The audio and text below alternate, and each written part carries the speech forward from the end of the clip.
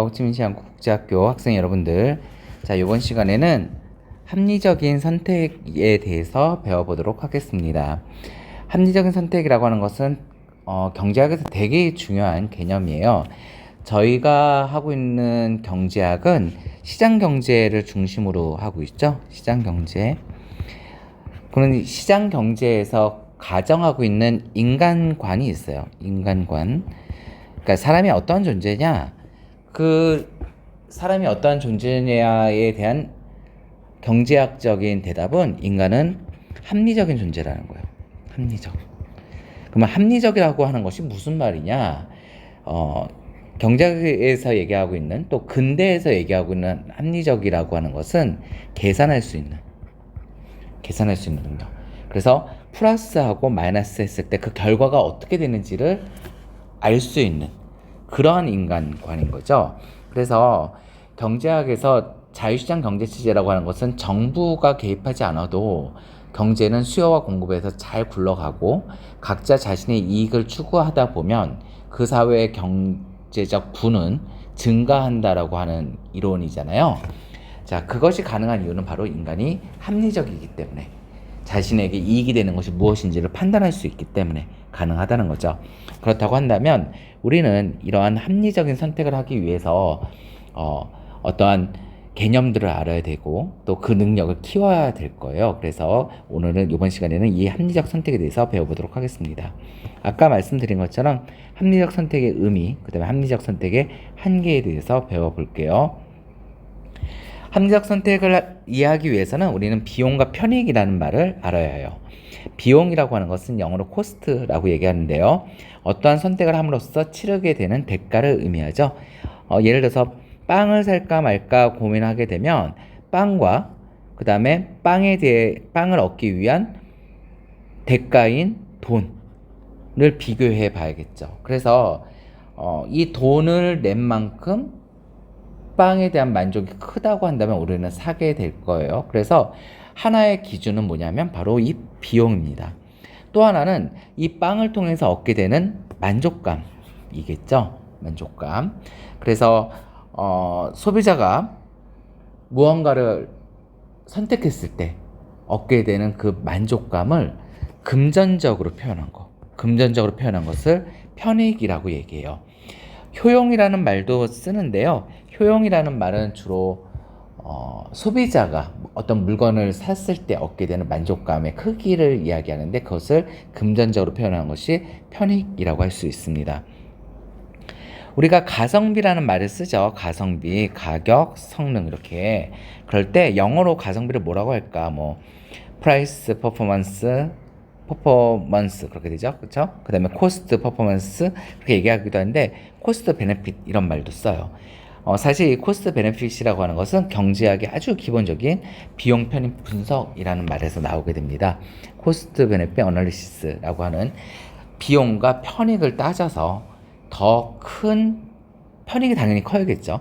편익이 더 큰 것을 선택하는 것이 합리적이다라고 하는 것이거든요. 그래서 여러분들이 이런 개념도 알아두시면 좋을 것 같고요. 효용이라는 말에는 요 유틸리티라는 말이 있죠. 공리주의에도 그 유틸리티라고 하는 것이 들어가 있어요. 그렇죠? 유틸리터리언리즘 이렇게 되네요. 그렇죠? 그래서 공리주의 역시 어떤 효용이 큰 것이 선한 것이다, 좋은 것이다, 이렇게 얘기하는 거잖아요. 거기서도 여러분들이 효용이라는 단어를 찾아볼 수 있습니다. 자, 합리적 선택의 의미와 한계에서 합리적 선택이 뭐냐? 그러면 그것은 최소 비용으로 최대 만족, 다시 말해 최소 비용으로 최대의 편익을 얻는 것을 합리적 선택이라고 얘기를 해요. 일단 편익이 비용보다 커야 되고요. 그 얘기는 만약에 같은 편익이라고 한다면 비용이 가장 적게 들어가는 것을 선택하는 것이 합리적일 테고, 같은 비용이라면 당연히 가장 편익이 큰 것을 선택하는 것이 합리적이겠죠. 핸드폰을 사고 싶다, 스마트폰을 사고 싶다라고 했을 때 같은 성능이라고 한다면 비용이 작은 것, 또 비용이 같다고 한다면 더 좋은 사양을 갖고 있는 것, 그럼 누구한테 가르쳐주지 않아도 우리는 당연히 알고 있는 거죠. 이것이 합리적인 선택이에요. 그런데 이렇게 당연한 것이 경제학의 기본이 되기 위해서는 이런 단순한 원리 갖고 되지는 않을 거예요. 왜냐하면 어떤 비용이라고 하는 것은 좀 복잡한 개념이기 때문에 그렇습니다. 우리가 흔히 말할 때 비용이라는 것은 기회비용을 의미해요. 비용과 기회비용이 같은 건가요? 다른 건가요? 라고 얘기하면 같은 거예요. 그러니까 우리는 실질적으로 무언가를 살 때 돈을 내는 것만 그 돈만 비용이라고 생각하는데 사실은 그 돈 갖고 다른 것을 통해서 얻게 되는 만족감, 그거 역시도 비용에 포함이 되는 거죠. 조금 더 경제학적 개념을 이용해서 설명하게 되면요, 기회비용이라고 하는 것은 내가 무언가를 선택할 때 대안이 여러 가지가 있어. 다시 말해서 1,000원 갖고 PC방도 갈 수 있고 빵도 사 먹을 수 있고 커피도 사 먹을 수 있고 코인 노래방에 가서 노래를 부를 수도 있어. PC방에 가서 게임을 했을 때 만족이 1,000이고 빵이 1,500이고 커피가 1,300이고 코인 노래방에 가서 노래를 부르게 되면 1,100이다. 예를 들어서 그렇다고 한다면 이 네 가지가 전부 다 기회 비용이 아니라 그 중에서 가장 가치가 높은 것, 빵 1,500원이 기회 비용이라고 할 수가 있는 거죠. 다시 말해서 PC방에 갔을 때 얻게 되는 만족이 1,000원이고 내가 1,000원을 지불하고 PC방을 갔어. 그러면 내가 포기한 기회비용은 얼마인가? 그러면 빵 1,500원 이렇게 얘기를 해야 되는 것이죠. 그런데 이 비용은 가만히 보게 되면 두 가지로 나눠질 수가 있어요. 하나는 실제로 돈을 낸 명시적 비용, 우린 그것을 회계적 비용이라고 얘기하거든요. 내가 무언가를 할 때 돈을 지불한 것을 의미해요. 그런데 그것만 생각해서는 안 되고 암묵적 비용이라고 하는 것도 생각해야 합니다. 암묵적 비용이라고 하는 것은 실제 내가 내 주머니에서 돈이 나가지는 않았지만 내가 어떤 것을 선택함으로써 얻지 못하는, 포기해야 되는 것, 그것을 의미하게 되죠. 자, 조금 더 예를 들어서 설명하는 것이 여러분들 이해하기가 쉬울 거예요. 자, A씨는 2시간 동안 이용할 수 있는 뷔페 식당에 가서 2시간 동안 식당에 갈지 2시간 동안 식당에서 밥을 먹지 않고 아르바이트를 할지 고민하고 있어요. 만약에 식당에 가게 되면 식사비 10,000원을 지출해야 되고요. 굉장히 좀 저렴한 뷔페 식당인 것 같아요. 그렇죠? 예. 만약에 식당에 가지 않고 2시간 동안 일을 하게 되면 20,000원을 벌 수 있어. 그러면 식당에 가서 밥을 먹는 비용은 얼마냐? 그러면 10,000원이라고 얘기할 수 없단 말이죠. 왜냐하면 명시적 비용은, 다시 말해서 식당에 들어갈 때 낸 돈은 10,000원이지만 그 밥 먹는 동안에 일을 하지 못해서 포기한 가치는 20,000원이 있죠. 그래서 합계는 30,000원의 비용을 지불하고 밥을 먹는 것이다 라고 얘기해야 돼요. 다시 말해서 30,000원의 돈을 지불하고 먹은 뷔페 식당의 식사의 만족이 30,000원보다 크면 어떻게 된 거야?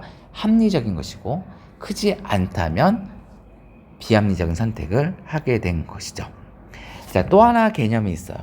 매몰 비용이라고 하는 거죠. 매몰이라고 하는 것은 땅에 묻어버린 거죠. 그렇기 때문에 이미 지나간 과거예요. 따라서 한번 지불하고 나게 되면 회수를 할 수가 없어. 다시 꺼낼 수가 없단 말이야. 예를 들어서 중국 식당에 가서 짜장면을 시켰는데 너무 맛이 없어. 5,000원 주고 시켰는데 너무 맛이 없어. 그래서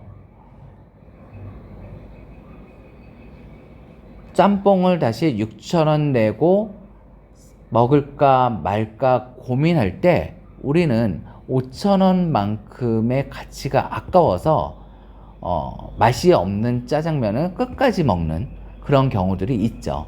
하지만 이때는 내가 지불한 5,000원을 생각하면 안 돼요. 짬뽕 6,000원을 지불하고, 짬뽕값 6,000원을 지불하고 6,000원 6천원보다 더 큰 만족을 얻을 수 있는지, 6천원보다 더 큰 만족을 얻을 수 없는지, 그것만 생각해야지 내가 이미 지불한 5천원에 대해서 계속 생각하다가는 맛이 없는 음식을 끝까지 먹게 되는 그러한 어리석음을 저지르게 되는 것이죠. 따라서 매몰 비용이라고 하는 것은 어떤 선택을 할 때 고려해서는 안 되는 것입니다. 여러분들, 그러니까 이미 들어간 돈이 얼만데 끝까지 그 들어간 돈을 포기하지 못해서 계속해서 비합리적인 선택을 할 때가 있죠. 추가적인 돈을 더 집어넣고. 예. 뭐 대표적인 것이 사실 제가 생각하기엔 사교육 같은 경우도 그런데요. 조금만 더 하면 될 것 같은데 더 될 것 같은데 해서 계속 돈을 지불하게 되죠. 좀 곰곰이 생각해 볼 필요가 있습니다. 내가 지금 여태까지 지불한 돈은 생각하지 말고 지금 돈을 지불했을 때 나에게 더 큰 만족을 주는지 안 주는지만 확인하는 것. 이것이 합리적 선택을 위해서 필요한 것입니다. 자, 합리적 선택의 한계에 대해서 생각해 보도록 합시다. 첫 번째, 우리는 실질적으로 돈을 내고 그 물건을 받아 사용할 때 그 물건이 한동안 오랫동안 쓰면서 그 물건의 진정한 가치를 알게 되는 경우가 많죠.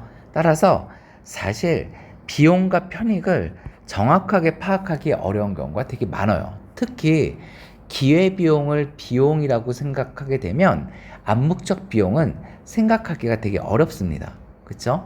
따라서 우리는 비용과 편익을 고려해서 합리적 선택을 할 것 같지만 사실상 그것이 그렇게 쉬운 것은 아니죠.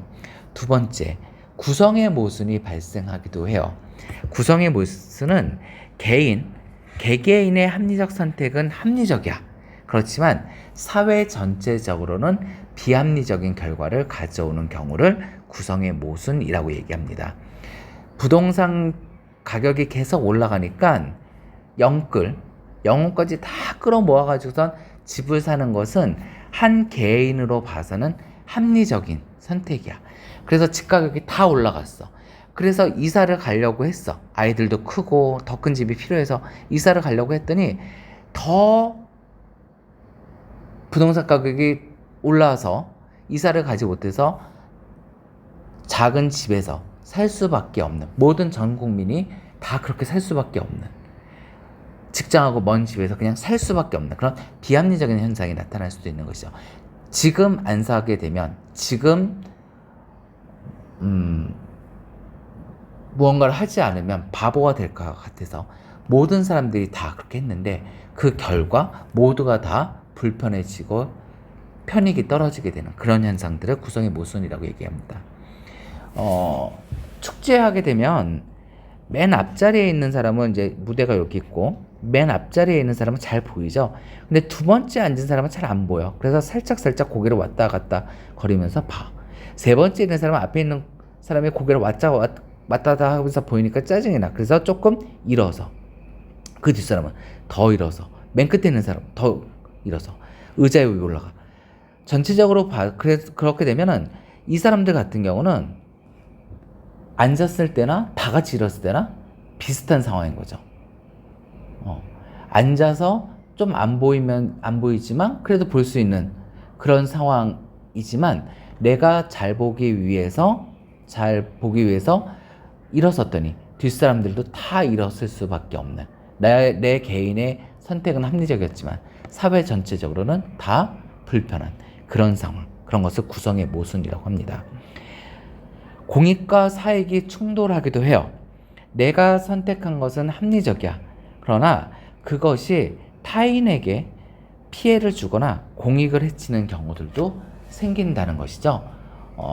기업들 같은 경우 4번하고서도 좀 비슷하기도 한데 폐수를 버리는 거, 정화시설을 돈 들여서 만들기보다 폐수를 밤에 강에 버리는 것이 그 회사를 운영하는 사람으로서는 합리적일 수 있어. 그러나 사회 전체적으로 봐서는 남들에게 피해를 주고 공익을 해치기 때문에 공익과 사익이 충돌하는 결과를 가져오게 되죠. 마지막으로 사회 규범을 준수하지 않는 사람들도 생긴단 말이야. 비용을 최소화하는 과정에서 원료를 속인다던가, 원산지를 속인다던가, 또는 구람수를 속인다던가, 이러한 사회 규범을 어기는 일이 발생하기도 합니다. 따라서 인간을 합리적으로만 보고 성립한 경제학이 과연 학문적으로 타당한가에 대한 반성들이 나타나기도 되고요. 그러면서 행태경제학인가?